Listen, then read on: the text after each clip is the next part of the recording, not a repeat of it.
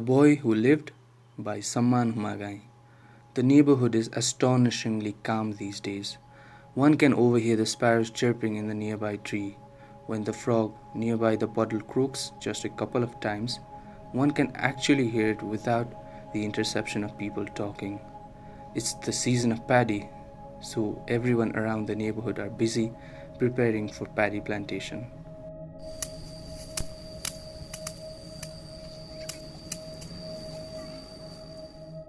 This neighborhood was quite opposite to what you are going to hear until a month ago. These days are just like the aftermath of the storm. Everything is just quiet.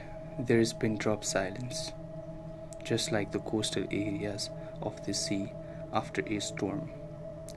You may be pondering on the thought about what exactly unfolded a month ago.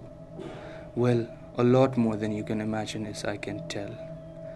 But it is important to divulge this horrifying yet good little secret. Okay, the story goes like this. In the alleys of Patan, there is one old house. It is believed that this house has been in existence for hundreds of years. Before you try to think that this house is haunted, then sadly, you are mistaken. So, this house has been well maintained and has been passed on from generations to generations. Three-storied house has a lawn and even a terrace for the house of those times. Made up of raw bricks and mud, this house is like the Kohinoor diamond, a rare piece. There is no such kind of a house in that area except this, but the house does not belong to some ancient royal families or some powerful stakeholders, rather to an ordinary family. Everything was going great in that house and community. The children were growing up quite well and behaving like how they should. Naughty, scared when the father scolded them, and would spend hours and hours playing with their friends. The grandparents loved both the grandson and granddaughter very much and gave everything the grandchildren demanded, as they were the two precious pieces of their heart. However, all of this peace and happiness was coming to its demise. The grandson of the family was loved by all. He was the younger brother who was born after his sister Purnima. The family members used to call him Babu, as he was the only son and grandson. His real name was Pushpa, which was rarely taken in the house. The boy was still a child but was on the brink of hitting puberty. He must have been at least 11 or may have been running on his 12. Having light brown complexion, the boy had curly black hair, which usually grew long before his father came from long business journeys and used to cut it. He had thick eyebrows with small black eyes. A birthmark existed on the back side of his neck and had a small nose compared to his family members. He was tall for the boy of his age. It had not been much time since the boy stopped playing with his sister frequently. He would either be in his own space or helping grandparents on the daily chores. Except for the sister, no one had noticed this change in his behavior. No one really knew what had happened to him. Everything was going as normal. Nothing strange or new had happened in the community or the house for a while. It seemed that this was to continue forever. However, one evening just after dark, Babu was found unconscious in the lawn. No external injuries were seen on his body, but the grandparents were worried for him, so he was swiftly taken to the nearby shaman's house. The shaman ordered the parents to bring an egg of a duck and some rice. After chanting some mantras and throwing the rice around, the shaman then mixed vermilion powder in the water and sprinkled it to the sky, to the ground, and in all four directions. Within a couple of minutes, the boy regained consciousness. When asked about what caused him to faint, Babu answered in a rushed and trembling voice, "I saw a small boy in the dark, which did not belong to this place. He tried to shake my hand. Just as the hand touched my hand, small boy's eyes began to light up, like the cat's eyes light up in the dark. Those eyes seemed to have blue pupils, which seemed uncanny when compared to the people of this community. And when the small boy's mouth began to glow, his lips seemed to be black, and the baffling thing was the small boy did not have any teeth. This made me shell-shocked, and everything around me started to spin, and I could not see properly, and don't know what happened after that." The shaman, an old man, probably in his early 60s, told the grandparents, "Your boy has been in this state because of the fault of the spirits in this area. Make him perform puja, worship in the peepal tree every Sunday for 6 months, and he will be completely fine." Thanking the shaman, the family went towards home with the boy, who now could walk just like before. Next day, Babu was again back to his best. He remembered the incident for a few days, and just like a normal child, he ultimately gave the memory to the storing part of his brain. He was not running here and there like other children in the age, but played with his sister after some time. Time passed on, and the boy and his family forgot the incident. One evening after dinner, the elders went straight to bed and ordered the children to go to bed as well. Children being children were not listening to the elders and busy whispering to each other in the common room. It must have been half an hour or so. Later, Purnima was heard screaming on top of her lungs. With all the speed, the elder reached the staircase where the girl was found to be. When asked about what happened, she told them. Someone pushed her from behind, but luckily she grabbed the railings of the staircase. After getting herself in control, she looked towards the direction of her being pushed and saw the shadow of someone running away. She was terrified to follow it. The elders felt that this must have been a prank performed by Babu to his sister. "Babu, you do not do this to your sister, okay? You need to be a good child," the mother replied after taking Babu to a corner of the corridor. "But mom, I did not do anything," Pushpa protested. The elders did not feel important to listen to his explanation and put the children to bed and stayed in the children's common room till both the siblings fell asleep. Next evening, the boy was playing on the terrace all alone. It was getting darker as every minute passed. The grandmother was preparing dinner while grandpa and father had gone to the market to sell the vegetables that had grown on the farm. Grandmother was teaching Purnima how to weave cotton light. Granny was making Purnima learn by luring her with a children's story Granny heard when she was a child herself. It was a story about a child who did not have parents and her struggles. As the grandmother was telling Purnima how the girl learned to ride a horse, a loud cry of "Ah!" came from the terrace of the house. When the mother reached the terrace, the boy was crying out in agony with his palm having been cut severely. "Babu, you should not be fooling around with weapons, and definitely not when it is dark," said the mother worryingly after seeing a knife a little far away from Babu. It was already pitch dark, so the mother came and tore her sari and tightened a piece around the wound. "But mom, I did not cut myself, and I was not playing with the knife. I don't know what happened," the boy expressed regarding his absence in this incident. "Babu, don't make excuses in front of me. You should not fiddle with a knife. And if you have to be then be vigilant while using it, okay?" Mother responded softly so that Babu would not feel dejected. After a few minutes it stopped bleeding. The mother put some medicine in the wound, which caused the boy further pain for a while, and then put a bandage around it. When Purnima and grandmother reached the terrace, Babu seemed to be all right. "Why did you shout? What happened?" asked the grandmother. "Nothing of any sort happened. I just got frightened by seeing a mouse. I'm all right." The boy gave a wide smile, pretending to be all right, and made sure that his hand was not visible to both of them.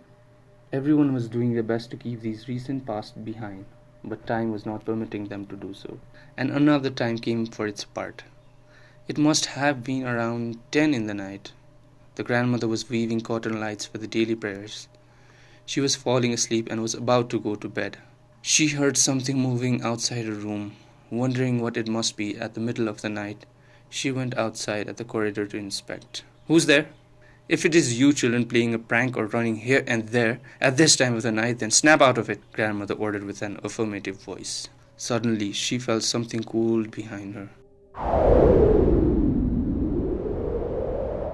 It was the kind of cold she had never felt, not even during the coldest days of the winter. The coldness was like the chill that comes in the body at times, but this chill was present not for a few seconds, but she felt it like it was for eternity.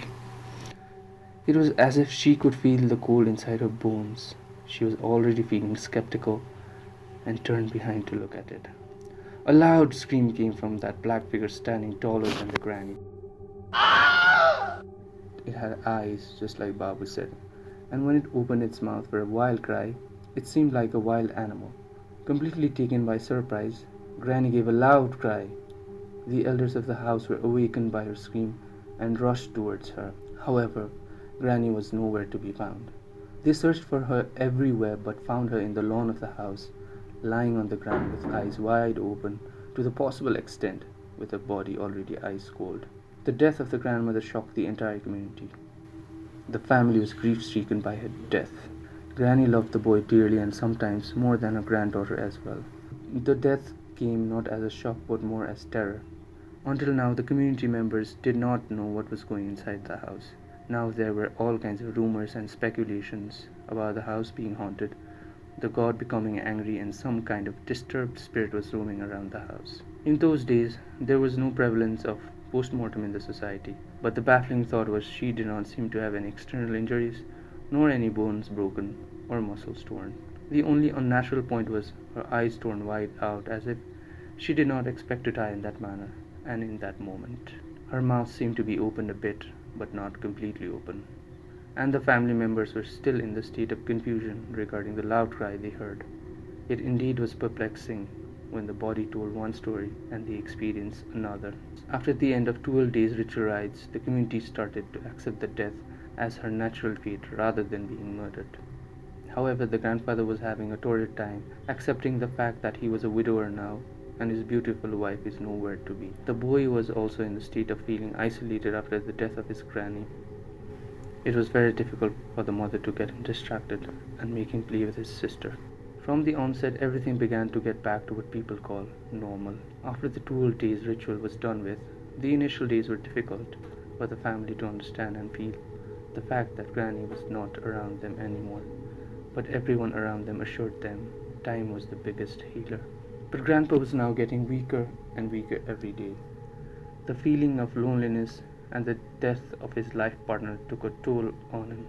For about 3 months after Granny's death, he could walk without any difficulties, but then he got asthma, which limited his physical movements to a minimal level. I don't see clearly the things around me anymore, and everything seems to be shaking around me, Grandpa professed to the father. Now father had more responsibilities than ever. He was assisted by his daughter in the kitchen and other household chores. Father was often in the market from dawn till dusk, and sometimes far away for business purpose that took days and weeks. Purnima gradually took over all the household responsibilities and now was becoming good in what she did.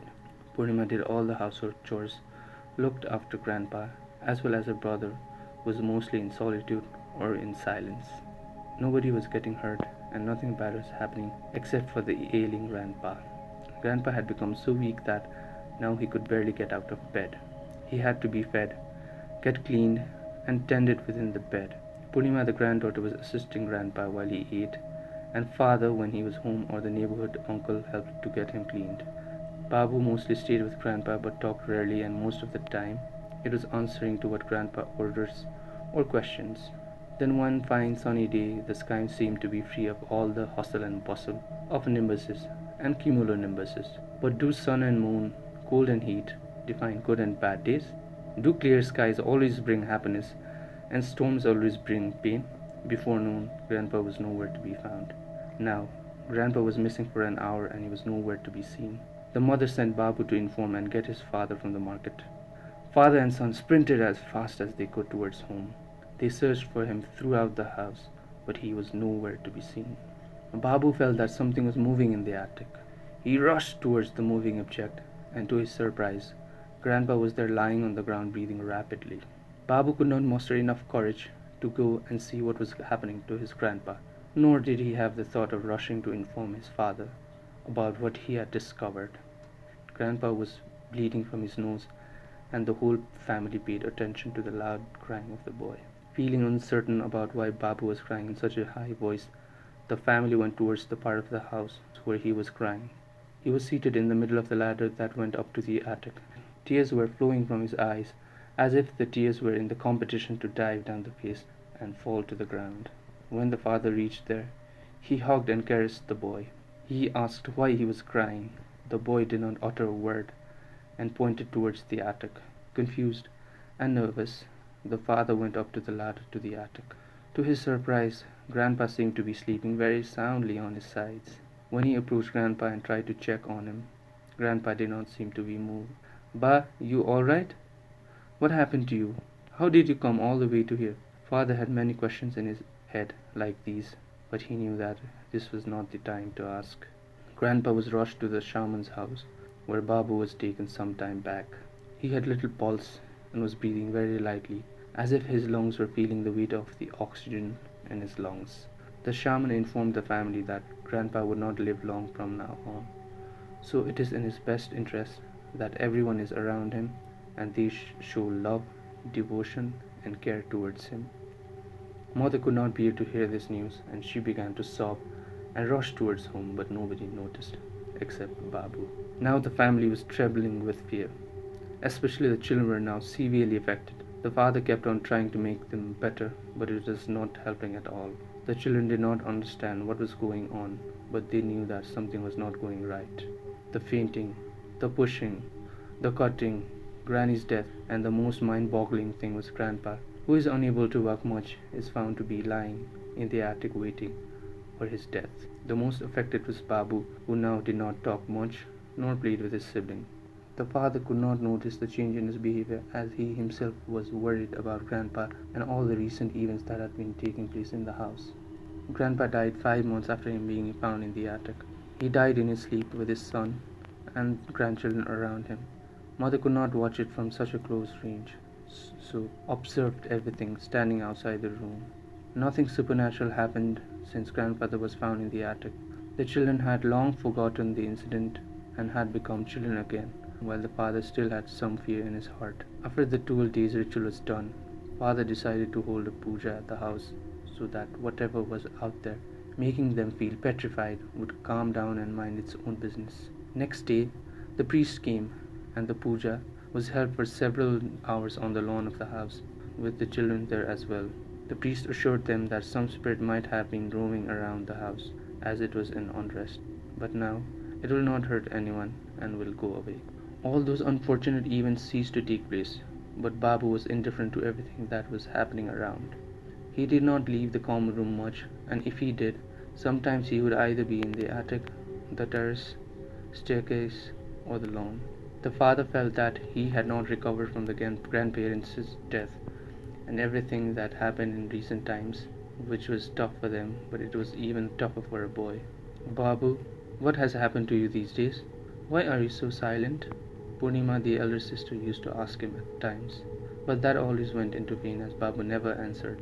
Time passed, but his behavior was becoming even more mysterious. He talked sparsely now, and he had no interest in playing, studying, or working completely. The father was concerned and took him to the shaman to figure out what had happened to him.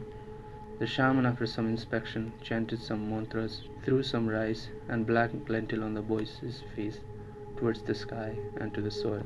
The boy is undergoing a bad phase in his life, and it will come to an end in a year or so. Refrain from doing any activities that might be regretful for you in the future, suggested this shaman to Babu.